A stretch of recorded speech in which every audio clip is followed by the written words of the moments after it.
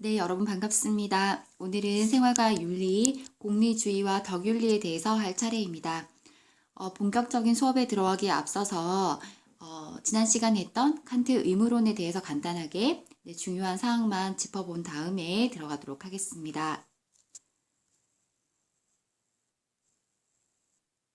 어이쿠,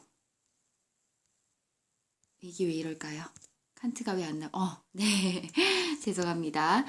자, 칸트 하면, 칸트는 인간을 자율적, 합리적인 존재로 보았는데요. 그래서 이렇게 자율적, 합리적인 인간은 무엇을 인식하고 수립 가능하다고 했었죠?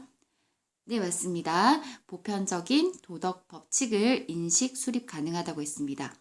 그리고 칸트는 행위의 도덕성을 판단할 때 행위의 결과가 아니라 무엇을 중시한다고 했었죠? 네, 동기였습니다. 행위의 동기. 그래서 동기주의라고도 합니다.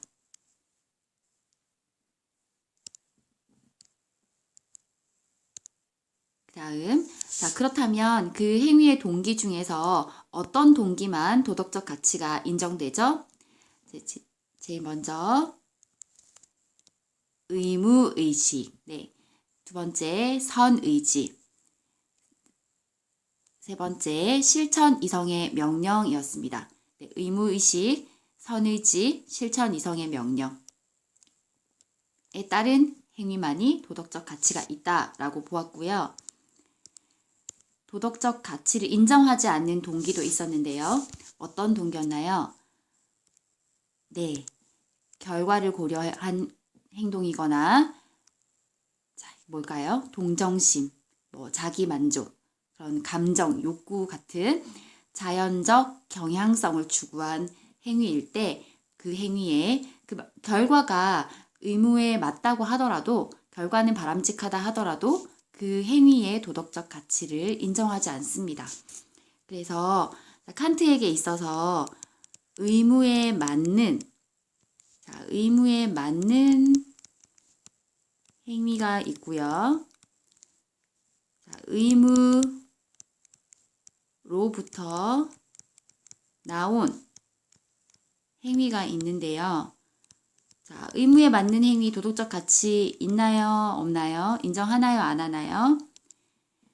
의무에 맞는 행위는 결과적으로 바람직하긴 하지만 그 행위의 도덕적 가치를 인정하지는 않습니다. 자, 그러면 의무로부터 나온 행위는 도덕적 가치가 있을까요? 없을까요? 네, 칸트가 봤을 때 의무로부터 나온 행위만이 도덕적 가치를 지닙니다. 그러니까 결과를 고려해서 정의로운 그 상인의 예를 선생님 지난 시간 들었었는데요. 정의로운 상인이 손님을 속이지 않고 합당하게 판매를 한 것은 결론적으로 의무에 맞는 행위이기는 하지만 그렇지만 그 동기가 의무의식이나 선의지, 실천 이성의 명령으로부터 나온 행위는 아니기 때문에 그 결과가 맞다고 해도 도덕적 가치를 인정하지 않는 겁니다.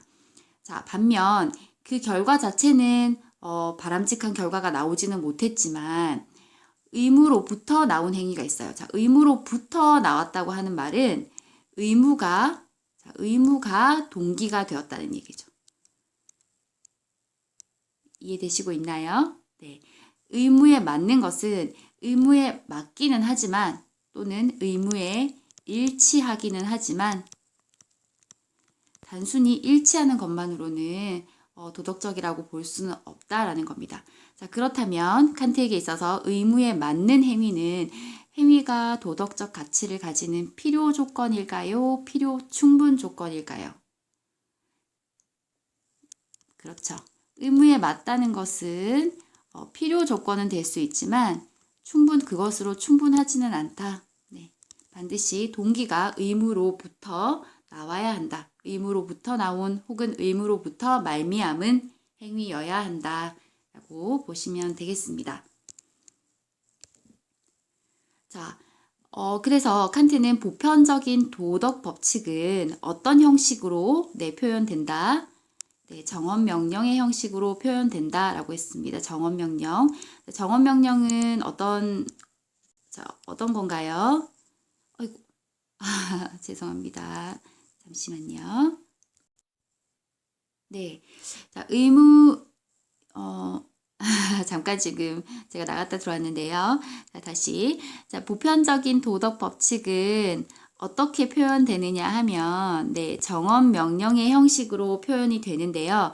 그 정언 명령의 형식을 줄여서, 자, 형이 아니고, 정언 명령의 형식을 줄여서 정식이라고 합니다. 정식. 그래서 보편화 정식, 인간성 정식인데요. 정언 명령은 무조건적 명령이죠. 무조건 명령. 예외가 있다 없다. 예외는 없다. 어떤 경우에도 따라야 하는 명령이다. 어떻게 표현되죠? 네, 반드시 뭐뭐 해야 한다 또는 반드시 뭐뭐 해서는 안 된다 라고 표현된다고 했습니다. 자, 이 정언 명령과 대비되는 개념이 있는데요. 자, 조건부 명령, 어떤 명령이라고 하죠? 가엄 명령이다. 가엄 명령. 네. 만약 뭐뭐 하려면 뭐뭐 하라. 네. 조건이 붙는다는 거죠. 가엄 명령이라는 것은 그 조건이 어떻게 주어지느냐에 따라서 그 행위에 대한 명령이 달라질 수가 있죠. 그렇지만 정언 명령은 그렇지 않다. 무조건 언제나 항상 그렇게 행위해야 하는 명령이 무조건적 명령이 정언 명령입니다. 자, 칸트는 이 정언 명령의 형식으로 두 가지를 크게 제시했는데요. 대표적 정식이 자, 보편화 정식. 네, 우리 교재에는 보편주의 정식이라고 되어 있습니다. 자, 두 번째는 인간성 정식인데요. 자, 보편화 정식은 너의 의지의 땡땡이. 자, 너의 의지의 땡땡이 뭔가요? 네, 너의 의지의 준칙은 또 다르게 어떻게 얘기할 수 있죠? 네, 경률이라고도 할 수 있습니다. 너의 의지의 준칙 또는 경률이 언제나 동시에 보편적 입법의 원리가 될 수 있도록 행위하라. 자, 여기서 준칙과 경률은 보편적인 도덕 법칙인가요? 아니면 개인의 주관적인 행위 원리인가요? 네, 개인의 행위, 너의 의지잖아요. 나의 그 행위 원칙 혹은 원리가 되겠습니다. 주관적인 나만의. 그래서 나의 행위 원칙이 언제나 동시에 나만의 것이 아니라 보편적인 입법, 도덕 법칙으로 수립할 수 있는 원리가 될 수 있도록 행위하라입니다. 모든 사람들이 다 따라야 하는 보편적인 도덕 법칙으로 너가 수립할 수 있도록 그러한 원리가 될 수 있도록 행위하라. 보편화 결과 검사 얘기했죠? 내가 하려고 하는 행동을 모든 사람이 다 해도 괜찮을까? 고려해 보는 거. 네, 그게 바로 보편화 정식입니다. 인간성 정식은 너 자신과 다른 모든 사람의 무엇을, 네, 인격을 결코 단순히 무엇으로만 취급하지 말고 수단으로만 취급하지 말고, 수단이라는 거는 상대를 우리의 어떤 도구로 여기는 거죠. 우리가 그 달성하고자 하는 목적을 이루기 위한 수단, 도구. 네. 그 예가 뭐가 있을까요? 네, 빵 셔틀, 뭐 인신매매, 성매매 이런 거. 자, 결코 단순히 인격을 수단으로만 취급하지 말고 언제나 동시에 무엇으로 대우하도록 행위하라? 목적입니다. 목적이라는 것은 본래적 가치를 가지죠.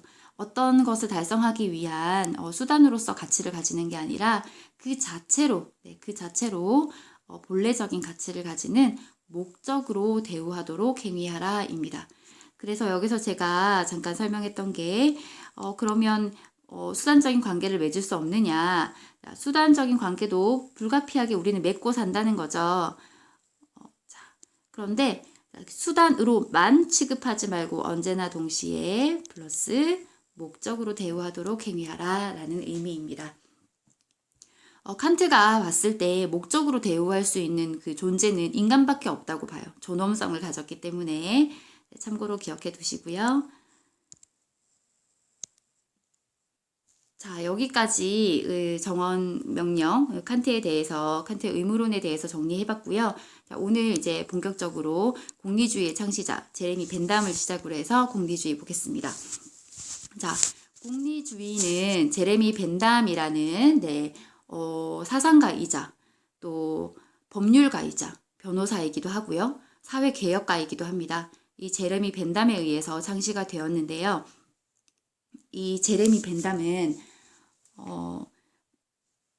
제레미 벤담의 사상을 한마디로 요약을 하자면 뭐라고 요약할 수 있을까요? 여러분 다 알고 계시는 최대 다수의 가장 많은 사람들, 최대 다수의 무슨 행복? 최대 행복이라고 요약할 수 있습니다. 최대 행복. 그래서 벤담은 도덕이든지 아니면 뭐 법률을 제정할 때든지 아니면 정책, 국가가 정책을 집행할 때 있어서 모든 그 기준을 최대 다수의 최대 행복에 두어야 한다고 일관성 있게 얘기했습니다. 그래서 벤담은 자신의 이 최대 다수의 최대 행복이라는 이 공리의 원리라고도 하는데요. 이 공리의 원리를 평생 실천하면서 말로만 자기가 글로만 펴낸 게 아니라 평생 이 공리의 원리를 실천하면서 사신 분인데요. 여기 보시면 벤담 지금 오른쪽에 사진 보이시죠? 벤담의 실제 이제 시신을 밀랍으로 만들어서 미이라로 만들어서 런던 대학에 지금 전시되고 있는 모습인데요. 이 왼쪽에 보시는 글은 벤담의 그 유언장의 일부입니다. 이렇게 되어 있습니다. 어떻게 해야 죽은 자가 산 자들에게 쓸모가 있을까? 한 가지 방법은 시신을 해부학 연구에 기증하는 것이다. 하지만 위대한 철학자의 경우는 육신을 보존하는 것이 낫다. 미래의 철학자들에게 영감을 줄 수 있기 때문이다. 라고 하면서 벤담은 그 83세의 나이로 굉장히 장수하셨죠. 이 시대에서는. 83세의 나이로 장수하시고 돌아가시기 전에 자신의 시신을 이과대학의 해부학 그 해부학 대상으로 해부 대상으로 본인을 기증했어요. 그런데 이 당시에는 그 사형받은 사람들만 사형수들의 시신만 해부할 수 있도록 영국의 법이 만들어져 있었다고 해요. 그래서 이 벤담이 자신의 시신을 기부하면서 그러한 법도 개정이 되었다고 합니다. 그래서 자신의 시신을 기증하고 해부한 다음에 자신의 시신을 수습해서 미라로 만들어서 또 어떻게 미래의 철학자들에게 영감을 주기 위해서 런던 대학에 전시해 달라라고 했는데요. 자신의 엄청 많은 모든 재산을 그 런던 대학에 다 기부를 했다고 해요. 근데 여기 사진을 보시면 너무 여러분 자세히 보지는 마세요. 조금 혐오스러울 수 있어요. 여기 하단에 벤담의 다리 사이에 벤담의 실제 머리가 있습니다. 실제 몸 맞는데요. 이제 머리만 방부 처리에 실패했다고 해요. 그래서 방부 처리가 되지 않아서 이렇게 변질이 된 관계로 너무 혐오스러워서 실제 머리는 아래에 내려놓고 지금 밀랍으로 머리를 만들어서 이렇게 붙였다고 합니다. 지금은 이 머리를 한번 도둑 맞은 적이 있어서 도둑 맞았다가 다시 되찾았는데요. 그래서 머리를 따로 보관하고 있다고 해요. 그래서 런던 대학 그 학생들은 대학에 입학하면 제일 먼저 여기 제레미 벤담에게 가서 사진 인증샷을 남기는 게 하나의 또 전통이라고 하네요. 자, 이게 공리주의의 창시자로서 제레미 벤담은 벤담의 어떤 그 공리주의에 대한 철저한 철저한 실천이죠. 본인의 시체마저도 본인의 죽음을 어떻게 유용하게 활용할 수 있을까를 고민하는 것을 볼 수 있었는데요.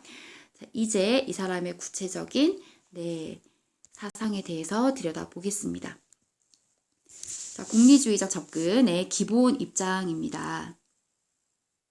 자, 인간관인데요. 공리주의에서는 인간은 누구나 무엇을 추구해? 쾌락을 추구하고 고통을 피하려는 존재이다 라고 봅니다. 쾌락을 추구하고 고통을 피하려는 존재이다. 그래서 쾌락은 공리주의에게 있어서 쾌락은 선이고 고통은 악입니다.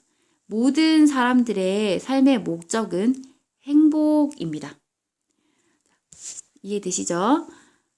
모든 인간은 누구나 쾌락을 추구하고 고통을 피하려는 존재이기 때문에 벤담이 생각했을 때 쾌락은 선이고 고통은 악이라는 거예요. 그래서 이 쾌락을 추구하고 고통을 제거하는 것을 통해서 우리가 얻을 수 있는 행복이 내 삶의 목적이라는 겁니다. 이것을 공리의 원리 또는 최대 행복의 원리라고 정리를 해서 그 도덕 여부를 옳은 행위를 결정하는 기준으로서 제시하는데요. 여기서 얘기하는 공리의 원리, 최대 행복의 원리가 우리가 조금 전에 얘기했었던 최대 다수의 최대 행복이 되겠습니다. 자, 여기서 이 행복이라는 말은 공리라는 말로 대체해도 무방하고요. 또 뭘로도 바꿀 수 있다. 유용성, 유용성 또는 쾌락이라고 바꿔도 다 의미가 통합니다. 자, 최대 다수의 최대 행복을 가져오는 행위가 옳다. 최대 다수의 최대 유용성, 최대 다수의 최대 쾌락은 선이니까요. 최대 다수의 최대 공리를 가져오는 거. 자, 여기서 공리라는 말은 공동의 이익의 공리가 아니에요, 여러분. 그 유틸리테리어 영어가 어렵네요. 유틸리테리어리즘이라고 해서 유틸리티 하면은 효용성이잖아요. 그래서 공리주의 하면 유틸리테리어리즘이라는 것인데요. 그러니까 이 공리는 사실 효용주의, 그러니까 공리는 효용성이고 공리주의는 효용주의라고 원래 번역을 해야 정확하다고 하는데요. 이게 중국을 통해서 우리나라에 들어오면서 중국적으로 공리주의, 중국에서 받아들인 공리주의라는 이름이 우리나라에 왔다고 해요. 그래서 여기서 공리주의는 공동의 이익의 공리주의가 아니에요. 효용이라고 생각해 주셔야 됩니다. 자, 그래서 최대 다수의 최대 행복이라는 공리의 원리 또는 최대 행복의 원리가 옳은 행위를 결정하는 기준이 됩니다. 공리주의에서는요. 모든 행위를 결정할 때 반드시 가장 많은 사람들에게 가장 많은 행복을 산출할 수 있는가, 일으킬 수 있는가가 옳고 그름의 기준이 되는 것이죠. 그래서 벤담은 이 지금 도덕의 원리라고 하고 공리의 원리, 최대 행복의 원리라고 했지만 도덕뿐만이 아니라 이 최대 다수의 최대 행복을 도덕뿐만 아니라 입법의 원리로도 제시합니다. 입법. 그러니까 법을 제정하거나 또 정책을 실행하는 모든 근본 원리로 제시해요. 도덕과 입법의 원리로 제시했다. 그런데 모든 쾌락, 최대 다수의 최대 행복, 최대 유용성, 최대 쾌락을 가져오는 행위가 어떤 행위인지를 우리가 확인하려면 계산을 할 수 있어야 되잖아요. 자, 계산을 어떻게 하느냐? 벤담은 기본적으로 모든 쾌락은 질적으로 같대요. 양적인 차이만 있다고 가정하고 쾌락을 계산할 수 있다고 봅니다. 질적 차이는 없다. 양적인 차이만 있다. 그럼 계산을 어떻게 할 것인가? 자, 7가지 계산 기준을 제시하는데요. 자, 여러분 이거는 절대로 외울 필요도 없고 기억할 필요도 없어요. 그냥 계산 기준을 이렇게 제시했다라고 그냥 아시면 됩니다. 자, 내용을 한번 살짝 보면은 자, 강도, 그 행복, 쾌락, 유용성의 양이 그 강도가 얼마나 강한지, 지속성, 얼마나 오래 지속 가능한지, 자, 확실성, 얼마나 확실한 쾌락인지, 근접성, 얼마나 우리 가까이에 와 있는 근접해 있는 쾌락인지, 자, 다산성, 다른 쾌락으로 이어질 수 있는 가능성이 얼마나 높은지입니다. 쾌락과 쾌락의 어떤 A라는 행동과 B라는 행동이 있는데 우리가 어떤 행동을 할지, 어떤 행동을 해야 할지 결정을 해야 될 때, 자, 최대 다수의 최대 행복이라는 원리를 고려하는데요. 이제 강도를 생각해 보면, A라는 행동을 선택했을 때 그 결과가 가장 강렬한 행복을 가져오더라 하면 A를 선택해야 되는 거예요. 이해되시죠? 그래서 여기 7가지 계산 그 방식을 가지고 가장 많은 쾌락, 그러니까 행복을 산출하는 행위를 옳은 행위라고 벤담은 제시합니다. 자, 그런데 벤담이 이렇게 제시를 하고 나니까 그 시대의 동시대 사람들한테 굉장한 많은 비판을 받게 되었어요. 무엇에 대한 비판이었을까요? 생각하고 있죠? 네. 어떻게 해서 모든 쾌락이 질적으로 같으냐, 라는 거에 대한 비판을 받기 시작했습니다. 돼지가 느끼는 행복과 사람이 느끼는 행복의 수준이 질이 같단 말이냐라고 보는 거죠. 그래서 이 부분에 있어서 굉장한 많은 비판을 받게 되었는데요. 자, 그래서 등장한 것이 밀입니다. 밀. 네. 자, 벤담의 공리주의 사상을 그대로 이어받아서 조금 더 발전시켰는데요. 자, 밀은 어떤 사람이냐면 밀의 아버지가 벤담과 같이 공리주의적인 이 연구를 같이 하셨던 동료라고 보시면 되세요. 그래서 그 동료의 아들인 거죠. 네, 아들입니다.